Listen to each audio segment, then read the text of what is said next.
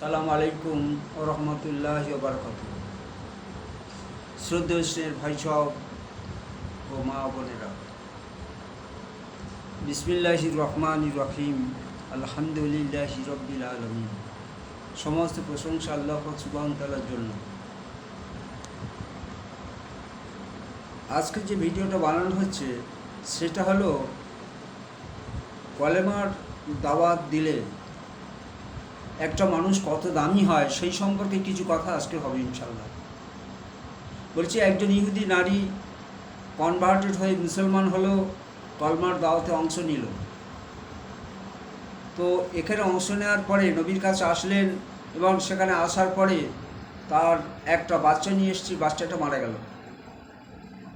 এখন ওই মহিলা ভাবছেন যে কি করা যায়, আমি তো ইহুদিদের কাছে এসে ইসলাম ধর্ম গ্রহণ করলাম, এবার সব খোঁটা দেবে যে তুমি যেমনি মুসলমান হয়েছো তেমনি তোমার ছেলেটা মারা গেল।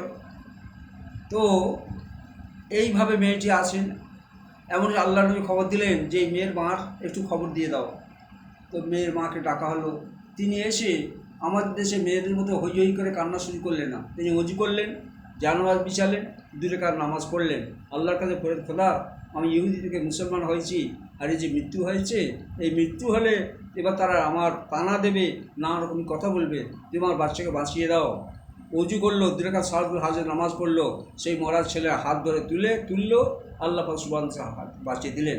তো একজন ইহুদি নারী আজ মুসলমান হয়ে কলমার দাওয়াত অংশ নেওয়ার আল্লাহ পাক কত তাকত দিল। আমরা যদি এরকমভাবে এই কলমার দাওয়াত অংশ নিয়ে আল্লাহ পাক সুবহানাহু ওয়া তাআলা আমাদের কোন তাকত দেবে ইনশাআল্লাহ।